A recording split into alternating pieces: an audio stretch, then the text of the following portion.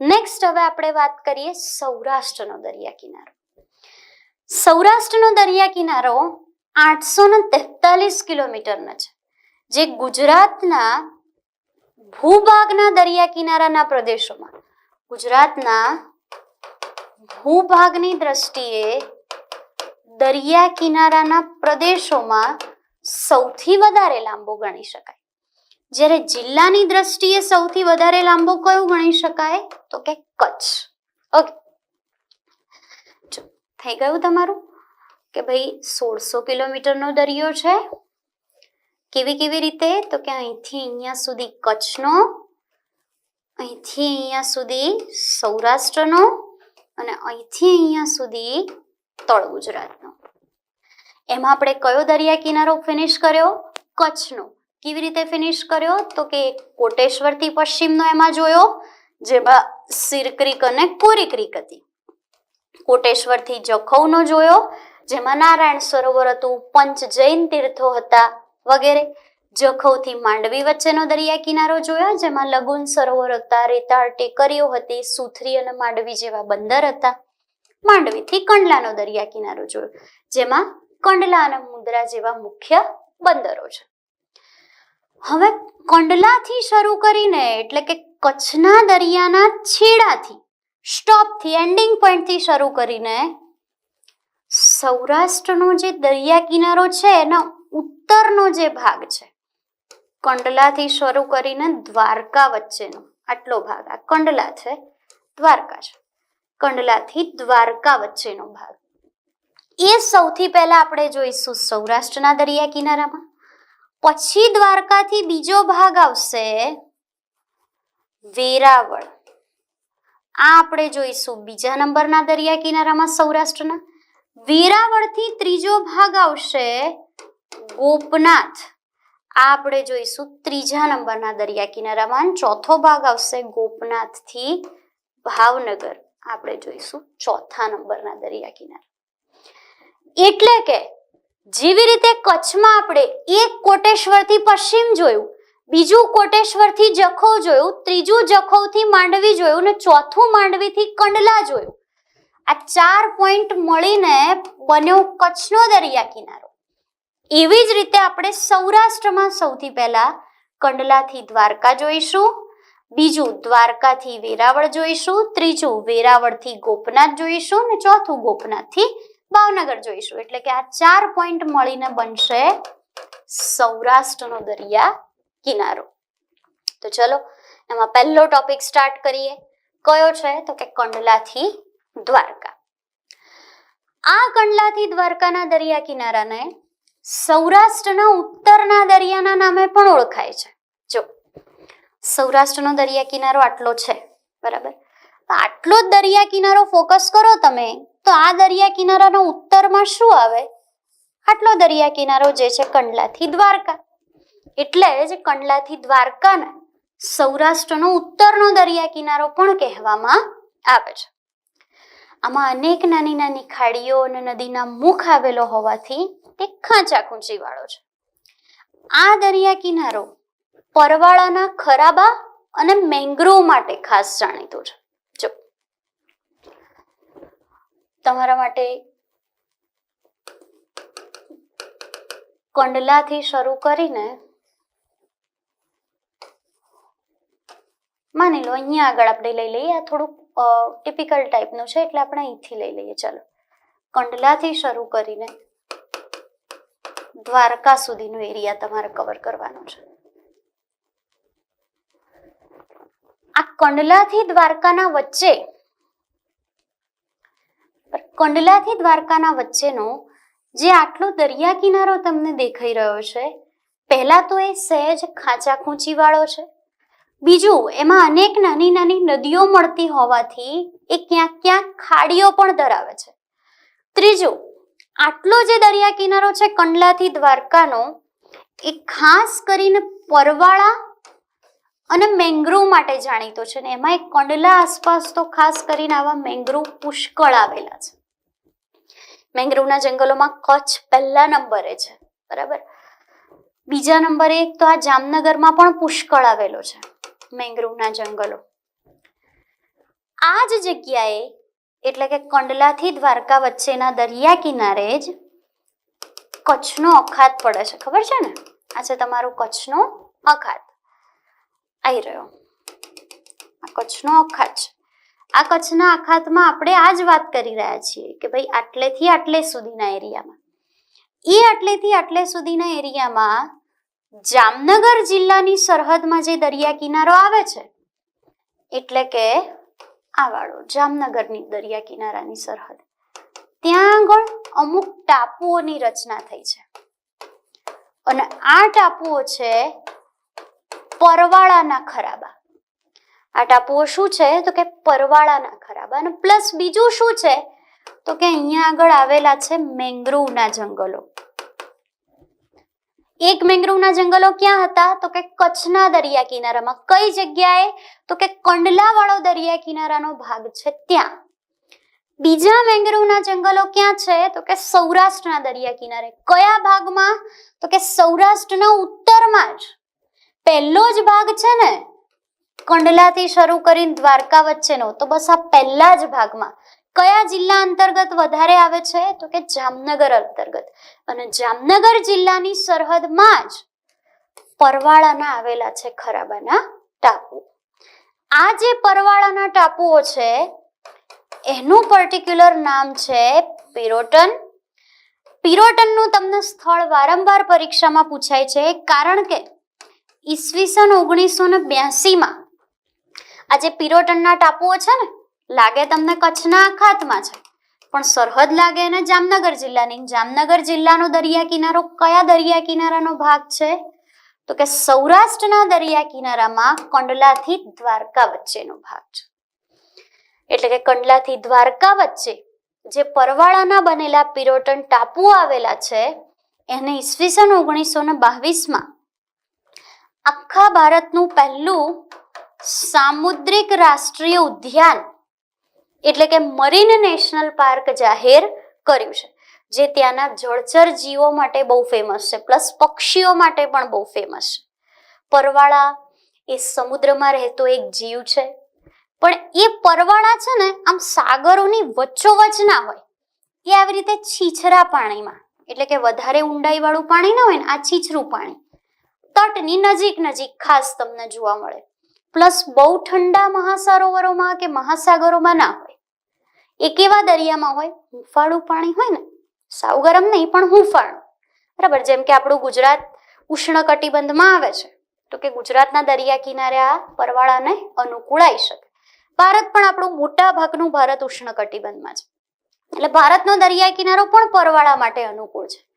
આખા લક્ષદ્વીપ પરવાળાના જ બનેલા ટાપુઓ છે ને, એટલે આ પરવાળા એક એવો જીવ છે જે કેલ્શિયમ કાર્બોનેટ ગ્રહણ કરતો હોવાથી વર્ષો પછી એક કડક બની જાય છે. એટલે કે એક પરવાળાની ઉપર બીજો, બીજાની ઉપર ત્રીજો, ત્રીજાની ઉપર ચોથો, એવા બહુ બધા સમૂહમાં આવા અસંખ્ય જીવો રહે, આખી જિંદગી ચૂનો જ ખાય અને એના પછી એક ચૂના જેવી રચના બનાવી દે.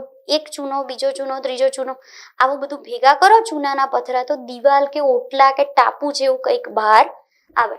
વર્ષોની પ્રક્રિયા પછી દરિયામાંથી, છીછરા દરિયામાંથી, નજીકના દરિયામાંથી, તટથી નજીકથી, જમીનની નજીકથી ટાપુ જેવો એરિયા બહાર આવે. એ કહેવાય પરવાળાના બનેલા ખરાબા કે પરવાળાના બનેલા ટાપુ, જેનું ગુજરાતમાં એક્ઝામ્પલ છે પિરોટન. જે પિરોટન સામુદ્રિક રાષ્ટ્રીય ઉદ્યાન પણ છે, અભયારણ્ય પણ છે, પિરોટન નેશનલ પાર્ક પણ છે.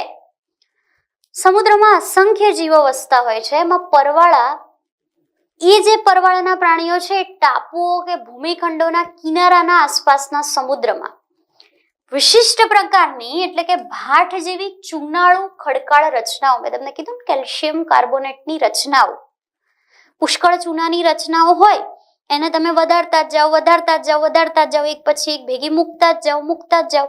પાછું પાણીના વચ્ચે હોય તો એક સમય શું થાય, પાણી ક્યારેક તો ખૂટી જાય ને, એટલે એક સમય શું થાય, એ પાણી કરતા વધારે ઉપર આવવા માંડે, વધવા માંડે. એટલે તમને અચાનક શું લાગે, ઓહો પાણીમાંથી આમ ઓટલો કે પછી પાણીમાંથી બેટ જેવું બહાર આવ્યું. ચારે બાજુ પાણી છે પણ વચ્ચેથી એ ચૂનાના પથ્થર કે ખડકાળ રચનાઓ બહાર આવી. બરાબર, જેને પરવાળાના ખરાબો કે ટેકરીઓ કહેવાય. આવો જ એક ટાપુ એટલે પિરોટન. આ પરવાળા 20 થી 21 ડિગ્રી સેલ્સિયસ થી ઓછા તાપમાનવાળા સમુદ્ર જળમાં નથી જીવી શકતા, એટલે કે ગરમ પાણીમાં વધારે રહી શકે છે. હુંફાળા સમુદ્રમાં ઉષ્ણકટિબંધમાં વધારે જોવા મળે છે. તે 45 થી 55 મીટરથી વધારે ઊંડા પાણીમાં પણ નથી જીવી શકતા. આથી ભૂમિખંડ કે ટાપુઓના છીછરા કિનારા પાસે ખંડીય છાજલી પર તે વધારે જોવા મળે છે. વિશ્વનો સૌથી મોટો પરવાળાનો ટાપુ ઓસ્ટ્રેલિયાનો ગ્રેટ બેરિયર રીફ છે. જામનગર પાસે આવેલ પરવાળાના પિરોટન પર મરીન નેશનલ પાર્ક અને અભયારણ્ય આવેલું છે. બરાબર, હવે આપણે થોડાક આગળ વધીએ. દેવભૂમિ દ્વારકાથી આગળનો દરિયા કિનારો. પણ દ્વારકાની એક વિશેષતા છે કે સૌથી વધુ બેટ ધરાવતો જિલ્લો છે. પિરોટન ટાપુ સિવાય બેટ દ્વારકા, નૌકા બેટ, ભેડા બેટ, શંખોદ્વાર બેટ, તટીય વિસ્તારમાં આવા ઘણા બધા નાના નાના બેટ છે. પ્લસ અન્ય બંદરો આવેલા છે, જેમ કે નવલખી, જોડિયા, સિક્કા, સલાયા, સચાણા વગેરે. પિરોટન ટાપુ જામનગરની સરહદમાં નાગમતી અને સોસાઈ નદીના મુખ પ્રદેશ પર છે. ચલો આ વસ્તુ તમને ફટાફટ સમજાવી દઉં. શેની વાત કરી રહ્યા છીએ આપણે? તો કે આપણે વાત કરી રહ્યા છીએ સૌરાષ્ટ્રના દરિયા કિનારાની. જેવી રીતે કચ્છના દરિયા કિનારાના 4 ભાગ પડ્યા, કોટેશ્વરથી પશ્ચિમ, કોટેશ્વરથી જખૌ, જખૌથી માંડવી અને માંડવીથી કંડલા. એવી જ રીતે સૌરાષ્ટ્રના પણ 4 ભાગ પડશે.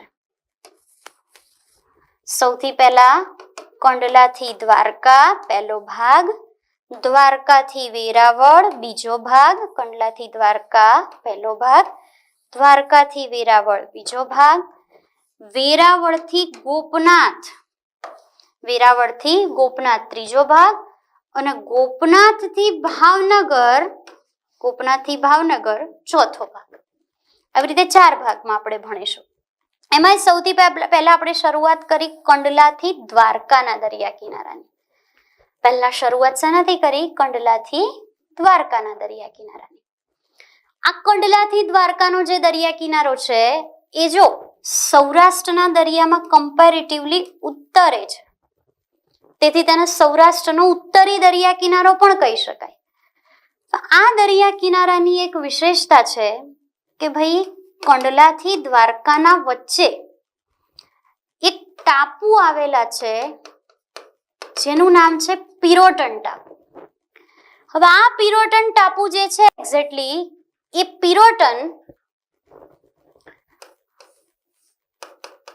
ટાપુ જે છે એ પિરોટન જામનગર જિલ્લાની સરહદમાં છે.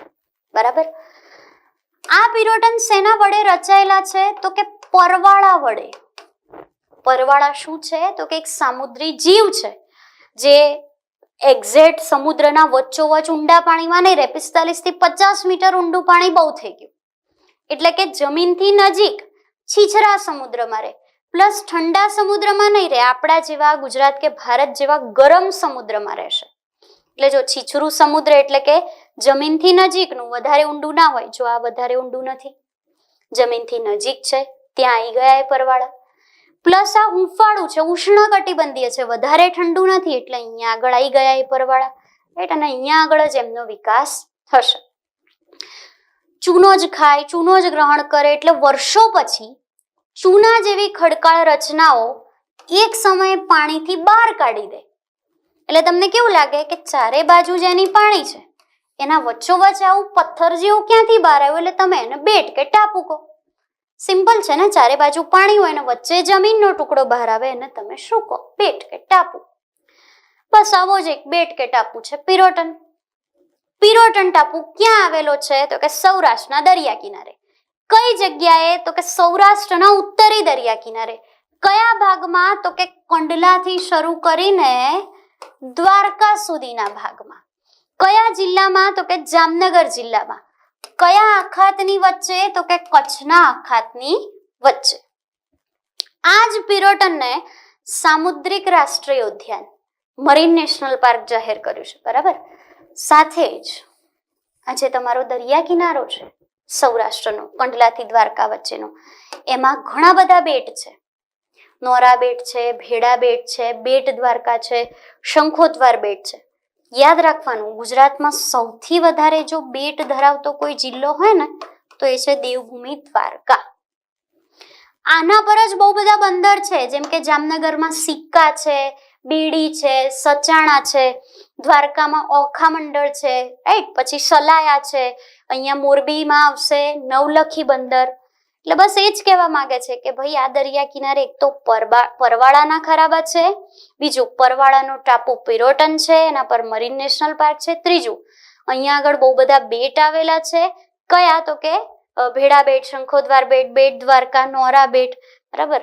ચોથું નવલખી, જોડિયા, સિક્કા, સચાણા જેવા બંદરો છે. હવે સ્ટાર્ટ કરીએ આપણે સેકન્ડ પાર્ટ, એટલે કે દ્વારકાથી શરૂ કરીને વેરાવળ વચ્ચેનો દરિયા કિનારો. દ્વારકાથી વેરાવળનો દરિયા કિનારો તદ્દન સીધો અને વિકસિત છે, બરાબર. વિકસિત રેતાળ બીચનો બનેલો છે. આ દ્વારકાથી શરૂ કરીને વેરાવળનો દરિયા કિનારો એકદમ સ્ટ્રેટ છે. સ્ટ્રેટ હોય ને એટલે અહીંયા આગળ સુંદર બીચનું નિર્માણ થાય, બરાબર. ચૂનાયુક્ત રેતીની ટેકરીઓ આવેલી છે, જેની પાછળ લગુન સરોવરો છે. અહીંયા મિલિયોલાઇટ લાઇમસ્ટોન એટલે એ જ ચૂનાના પથ્થરની ટેકરીઓ છે. તેથી આ દરિયા કિનારે છે ને તમને પુષ્કળ કેલ્શિયમ કાર્બોનેટની ટેકરીઓ મળશે. ચૂનાનો પથ્થર મળી રહેતો હોય, પછી અહીંયા દેવભૂમિ દ્વારકામાંથી તમને ચિરોડી મળશે, પ્લસ દરિયા કિનારા નજીકથી રેતી અને માટી મળી રહેશે.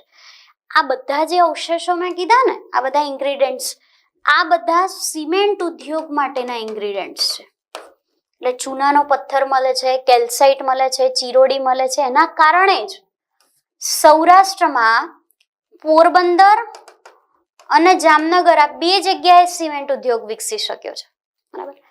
આ જ દરિયા કિનારા પર જેવી રીતે કંડલાથી શરૂ કરીને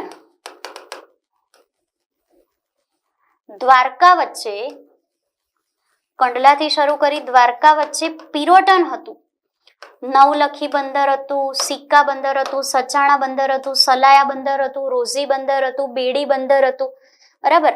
પિરોટન ટાપુ હતા. જેવી રીતે આની વિશેષતા પિરોટન છે, એવી જ રીતે દ્વારકાથી વેરાવળની વિશેષતા છે પોરબંદરમાં આવેલો માધવપુરનો બીચ. માધવપુર ઘેડ જેને કહે છે, બરાબર, માધવપુરનો બીચ.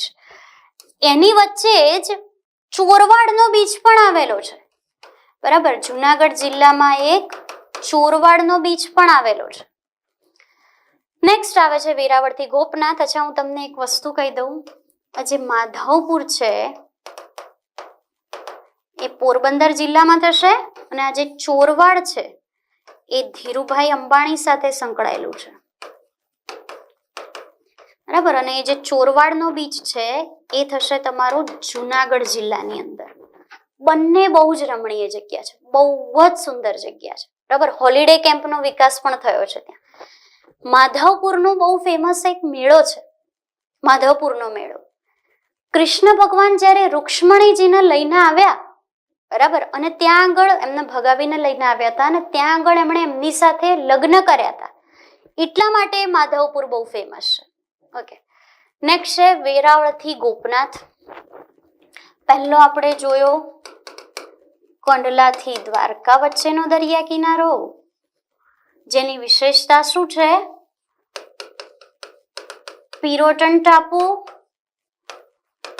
મેંગ્રુવ જંગલ, પછી નોરા બેટ, ભેડા બેટ, શંખોદ્વાર બેટ એટલે કે બેટ દ્વારકા, પછી સિક્કા, સચાણા, બેડી, રોઝી, પ્લસ નવલખી, એવા બધા બંદર, બરાબર. આ કંડલાથી દ્વારકાની વિશેષતા છે, જે ખાંચા ખૂંચી વાળો દરિયા કિનારો છે. દ્વારકાથી વેરાવળ એકદમ સીધો અને સપાટ દરિયા કિનારો છે, જેની વિશેષતા શું છે કે કેલ્શિયમ કાર્બોનેટની ટેકરીઓ છે, જેની પાછળ લગુન સરોવરોની રચના થાય છે, પ્લસ અહીંયા આગળ પોરબંદરનો ફેમસ માધવપુર બીચ આવેલો છે અને જુનાગઢનો ફેમસ ચોરવાડનો બીચ આવેલો છે. ત્રીજો છે વેરાવળથી ગોપનાથ. હવે આવે છે આ વેરાવળથી ગોપનાથનો દરિયા કિનારો. આ વેરાવળથી ગોપનાથનો જે દરિયા કિનારો છે એ કરાડ વાળો એટલે કે ભેખડો વાળો છે, પથરાળ. ભરતીના કારણે રચાયેલા સપાટ મેદાન અને વચ્ચે વચ્ચે મિલિયોલાઇટ લાઇમસ્ટોનની ટેકરીઓ છે.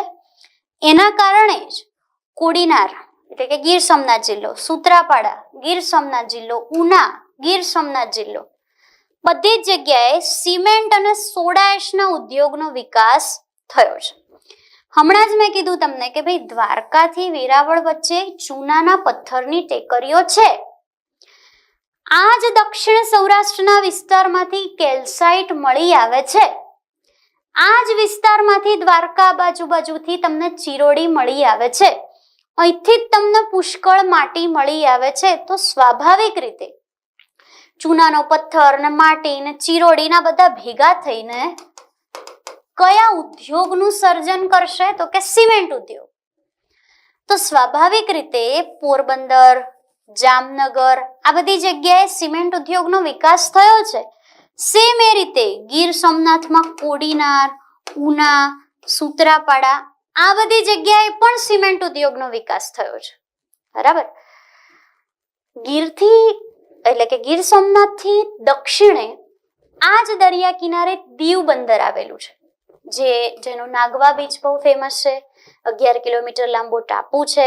અત્યારે તો એ કેન્દ્ર શાસિત પ્રદેશ છે. દીવે રેતીના ઢોવાનો કેટલોક ભાગ નીચે બેસી જતા રચાયેલો છે અને પોર્ટુગીઝોની વસાહત હતી.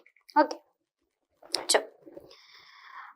વેરાવળથી ગોપનાથના દરિયા કિનારા તરફ જ્યારે તમે જાઓ ત્યારે વેરાવળથી ગોપનાથ વચ્ચે આ ગીર સોમનાથ આવે છે અને ગીર સોમનાથથી દક્ષિણે એક ટાપુ આવેલો છે જેનું નામ છે દીવ. આમ તો જનરલી દીવ અને અહીંયા આગળ દમણ આ બે નામ જોડે જ બોલાય છે, દીવ અને દમણ, કારણ કે આ બંને 2 in 1 કેન્દ્ર શાસિત પ્રદેશ છે. દીવ અને દમણ શું છે? કેન્દ્ર શાસિત પ્રદેશ છે. જો આ તમારો સૌરાષ્ટ્રનો દરિયા કિનારો, જે કંડલાથી દ્વારકા, પછી દ્વારકાથી વેરાવળ, આ બંને આપણે ભણી ગયા.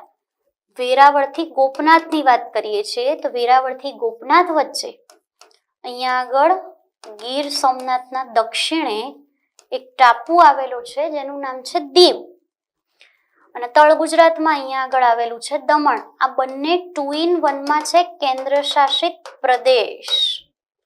બરાબર, બંને છે 2 in 1 માં કેન્દ્ર શાસિત પ્રદેશ, જે 1961 સુધી પોર્ટુગીઝો માટે જાણીતું હતું. સૌથી છેલ્લે ભારતમાંથી જનાર પ્રજા પોર્ટુગીઝ દીવ, દમણ અને ગોવા છોડતા જ નતા. માંડ ધક્કા મારીને એમને અહીંથી કાઢ્યા છે. જાફરાબાદ, સવાઈ, બેટ, ચાંચ વગેરે ટાપુ પણ આ દરિયા કિનારે આવેલા છે. અને છેલ્લો ભાગ છે ગોપનાથથી ભાવનગર. આ દરિયા કિનારો ખડકાળ અને રેતાળ બીચનો છે. ગોપનાથથી ખંભાતનો અખાત અને અરબ સાગરના ભાગ પડે છે. જો ગોપનાથનો દરિયા કિનારો છે ને, આ ગોપનાથના દરિયા કિનારાનો આ જે દક્ષિણ ભાગ છે, આ દક્ષિણ ભાગ જે છે એ શું કહેવાય? આ બધું શું છે? અરબ સાગર છે. રાઈટ, આ બધું જ શું છે? અરબ સાગર છે. જ્યારે ગોપનાથથી ઉપર આ જે તમને દેખાઈ રહ્યું છે, મેં શરૂઆતમાં જ તમને કીધું, આ શું છે? તમારો ખંભાતનો અખાત. બરાબર, એટલે ગોપનાથ એક્ઝેક્ટલી એવી જગ્યાએ છે કે ગોપનાથથી ઉત્તરે ખંભાતનો અખાત છે અને ગોપનાથથી દક્ષિણે અરબ સાગર છે. એટલે શું લખે છે? તો કે ગોપનાથથી ખંભાતના અખાત અને અરબ સાગરના ભાગ પડે છે. અહીંયા ગોપનાથ મહાદેવ, કોળિયાક ખાતે નિષ્કલંક એટલે કે નકલંગ મહાદેવના તીર્થસ્થાનો આવેલા છે. નરસિંહ મહેતાના જન્મસ્થળ તળાજા જે કહેવાય છે, બરાબર, એ પણ ગોપનાથ નજીક જ આવેલું છે. નરસિંહ મહેતાએ ગોપનાથ ખાતે પૂજા કરતા શંકર ભગવાને એમને અહીંયા આગળ એકચ્યુઅલી ગોપનાથ એ મંદિરમાં, આમ તો ખરેખર આપણે જોવા જઈએ તો ગોપનાથ મહાદેવનું મંદિર પ્લસ નિષ્કલંક એટલે કે નકલંક પણ મહાદેવનું મંદિર, અને અહીંયા જ એમને કૃષ્ણ લીલાના દર્શન થયા હતા. ભાવનગર નજીક કોળિયાક ખાતે મધદરીએ પાંડવોએ પૂજા કરી હતી અને ત્યારથી એમના માથેથી કલંક જતું રહેલું, એટલે એને નિષ્કલંક કહેવાય છે. ઓટ સમયે દર્શન માટે ત્યાં જઈ શકાય છે, પણ ભરતી પહેલા બહાર નીકળી જવું જરૂરી છે, કારણ કે ગોપનાથનું જે નિષ્કલંકનું જે મંદિર છે દરિયાની વચ્ચે છે થોડુંક શિવલિંગ, એટલે ભરતી આવે ત્યારે શિવલિંગ ભરતીના પાણીમાં છુપાઈ જાય છે. ઓટ આવે એટલે તમે દર્શન કરવા છેક દરિયાની અંદર જઈ શકો છો. ઓકે, આ જ દરિયા કિનારે લાલ ધ્વજપુરી તરીકે ઓળખાતું અને જાણીતું ઘોઘા બંદર છે. ગુજરાતનો બહુ ફેમસ બીચ ઝાંઝમેરનો બીચ છે, અને શિપ બ્રેકિંગ યાર્ડ આવેલું છે ભારતનું કે વિશ્વનું સૌથી મોટું ship breaking yard Alang. Pirambet, Malbet, Sultanpur Bet અને જીગરી જેવા બેટો પણ અહીંયા આગળ આવેલા છે. તો અહીંયા આપણે ફાઇનલી ગોપનાથથી ભાવનગર સુધીનો દરિયા કિનારો શરૂ કરીએ, પછી રિવાઇઝ કરીએ કે ભાવનગરની આજુબાજુનો દરિયા કિનારો અનેક ખાડીઓના કારણે ખાંચાખૂંચીવાળો છે. સાબરમતીના મુખ સુધીનો દરિયા કિનારામાં ધોલેરાનો પણ સમાવેશ થાય છે. અને હવે નેક્સ્ટ આવે છે ખંભાતનો દરિયા કિનારો. ફટાફટ રિવાઇઝ કરીએ. ચલો, આપણે કોની વાત કરી રહ્યા હતા? તો કે ગુજરાતના દરિયા કિનારાની. એમાં ગુજરાતના દરિયા કિનારાને કેટલા ભાગમાં વહેંચી શકાય છે? તો કે 3 ભાગમાં.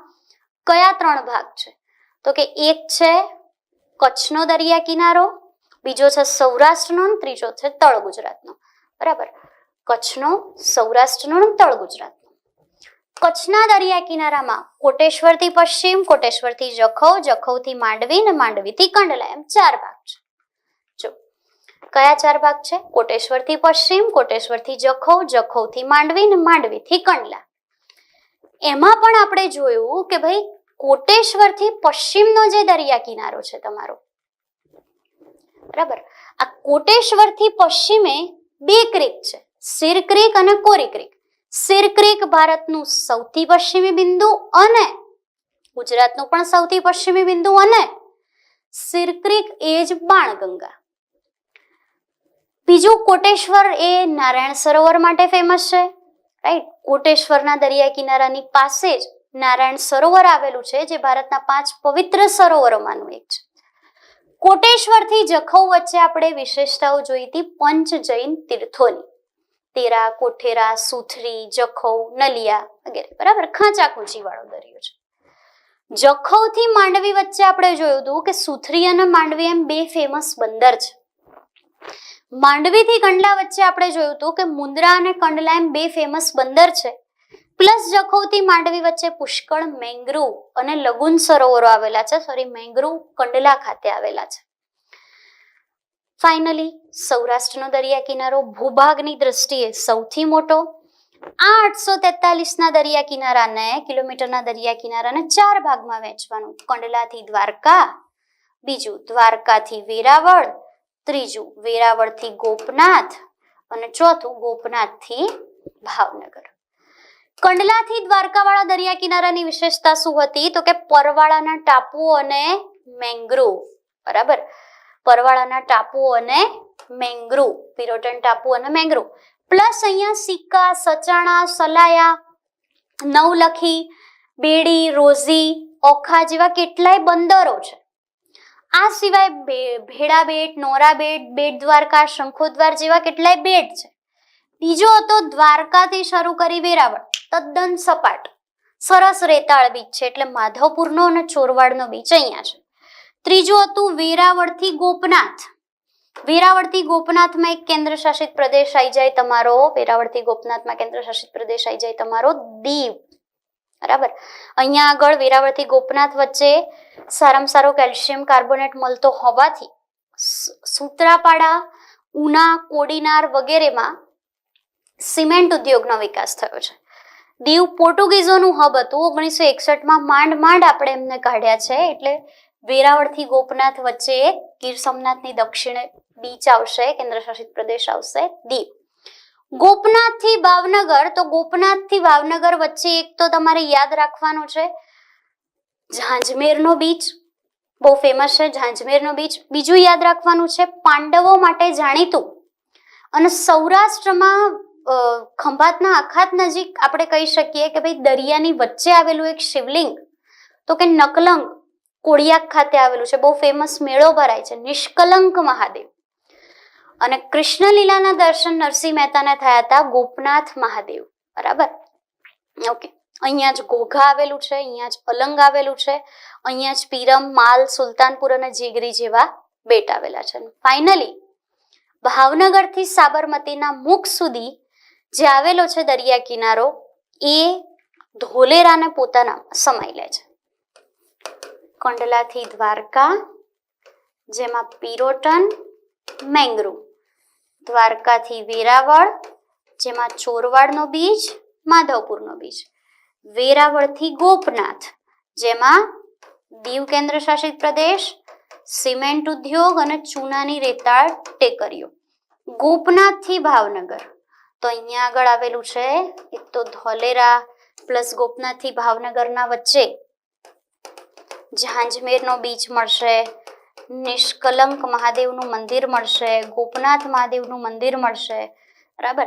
સાથે જ તમને અહીંયા આગળ તાલધ્વજપુરી તરીકે ઓળખાતું એક તો ઘોઘા, તળાજા, આ બધું તમને મળશે. ડન. અને ભાવનગરથી સાબરમતીના મુખ સુધીનો જે દરિયો છે એમાં જ ધોલેરાનો સમાવેશ થશે.